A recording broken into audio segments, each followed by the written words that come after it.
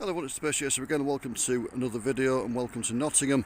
This is part 3 of the series where I look at the old Great Central London extension route, Great Central main line, call it what you will, through the city of Nottingham. In part 1 I walked from Bulwell to here. In part 2 we looked at a span of a footbridge that used to be located here but is now in Basford, about half a mile from here. And I had a look at that one. That was a short part, and then part 3 now we're going to set off from here and we're going to walk to the site of New Basford Station. So the railway was in a deep cutting here, spanned by the footbridge I mentioned just earlier on. And then we're going to go down and look at the site of the next bridge, which was Arnold Road. Not really relevant to what we're doing, but we've got this disused bridge here. This is from the Great Northern line, I believe, the Derby-Friargate to Colwick line, in the vicinity of Bulwell South Junction, where it met the Great Central. As you can see, it's now a bit of a park. So here we are on what is now Arnold Road. I believe in the days of the railway it was called Arnold Lane. Now Nottingham's a lot hillier than you think it is, so despite the fact that it was in a cutting last time we saw it, which isn't that far that way, the Great Central came over this road on a bridge. Just before that, the Great Northern line that we've just seen went underneath in another bridge. So the Great Northern passed under the road and the Great Central passed over it. As you can see, there's nothing left of either at the moment. It's been completely redeveloped around here. There's a lot of new buildings and things.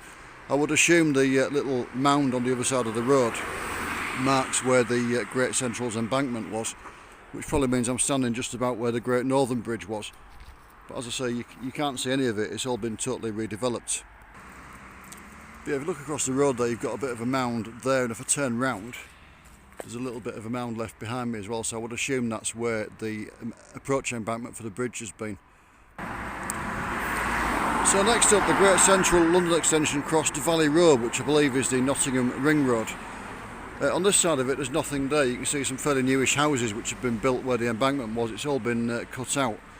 The line was still on an embankment here. In fact, it crossed over Valley Road on quite a high bridge. I believe from looking at photographs it was so high it didn't need height restriction warnings, so it must have been at least 16 feet above the road surface.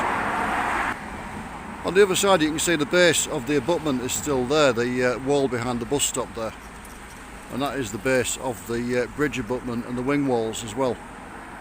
You can also see the land rises very steeply behind it, so the line, although it was on a high embankment and bridge when it went over here, it went into a cutting before the next road, which we'll come to very shortly. There was a tragic accident involving Valley Road Bridge when it was being demolished. They cut a hole in the deck to have a look at it and see what they were dealing with, and unfortunately they didn't fence it off, so one of the senior engineers from the City Council fell through the unfenced hole onto the roadway below and tragically was killed. So I'll try and get across the road and get a better shot of the wall, the base of the abutment, and then we'll go around to the next site, which I believe is Perry Road. So yeah, there you can see the wall.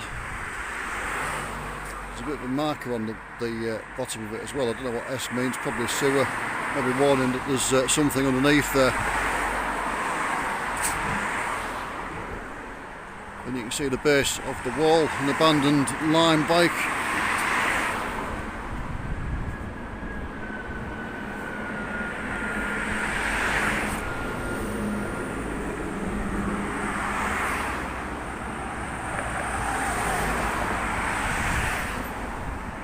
You can see how high the bridge must have been by the size of the wing walls. I mean, it was only a double track railway across there, and you can see what a massive wall it is.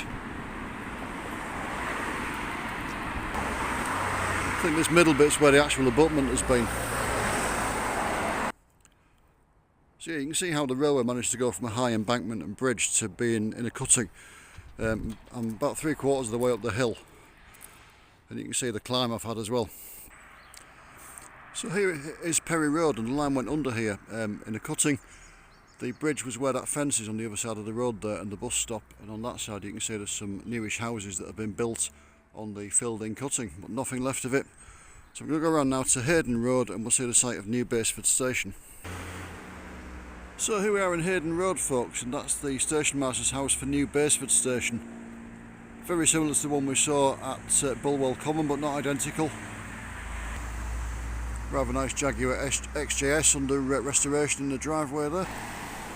So the station itself was there where the new flats are. The line came across the road on a bridge, or more correctly 2 bridges, because New Basford Station was an island platform, but unlike Bulwell Common, where you went down from the bridge to get to it, on this one you went up from the bridge that had gone underneath the railway. So there'd have been, just bear with me while a truck goes past, there we go. So there would have been a bridge closest to me carrying the down or Sheffield bound line, there would have been a bridge further away carrying the up London bound line, and on that side of the road there would have been a continuous abutment with an archway in the middle of it. You'd have gone through the arch, up some stairs, and then you'd have got onto the island platform. As you can see, it's all gone now, as is the line on the other side of the road, the approach embankment to the bridge, everything. There's a Renault dealer there, which is where that car transporter that I just stopped recording for a minute is going to. It's a different angle on the stationmaster's house there. The goods yard at New Basford was to the right of the alignment, on the other side of Hayden Road there. It actually survived in commercial use till 2003. So New Basford closed to passengers in 1964 and to goods in 1967. The line passing through it closed in 1968. I didn't give the dates for Bulwell Common in part 1. That closed to passengers in 1963 and altogether with the line in 1968.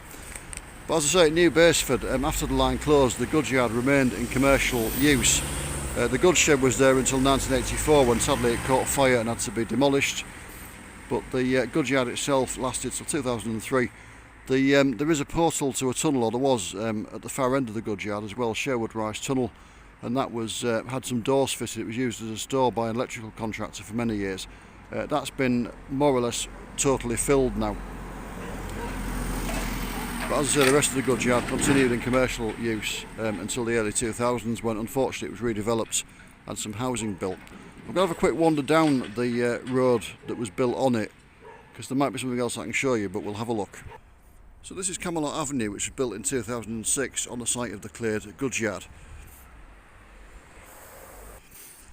I should just mention, by the way, while I'm here, that New Basford Station was called New Basford, again to differentiate it from other stations in the area. You've got Basford and Bulwell, which was renamed Basford North in 1953. That was a Great Northern station.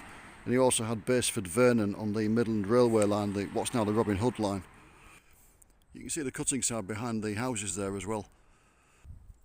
Just to get down the end of Camelot Avenue, you can see the cutting side on the other side of the road as well, as the cutting narrowed in towards the end of the goods yard.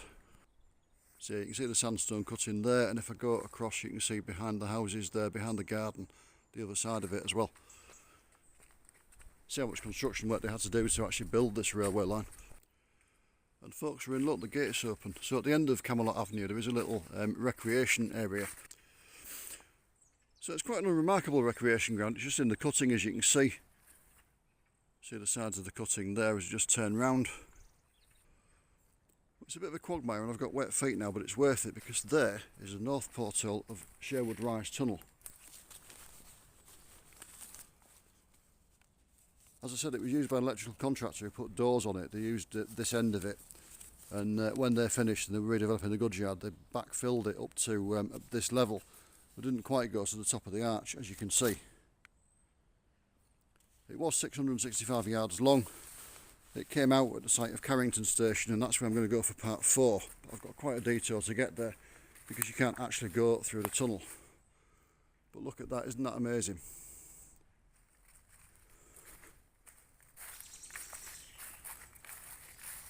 Tantalising glimpse there of a hole into the tunnel. But yeah, well worth coming through the quagmire to see. So as I say, I'll go to where the other end of it was. There's nothing to see at the other end, but I'll show you where Carrington station was, and that'll be part 4 of this series. So as always, thank you for watching. Join me for that. I'll put the links to the other parts of the series in the description to this one, and indeed in all the descriptions as well. But as I say, thanks for watching, take care, and I'll see you soon. Bye for now.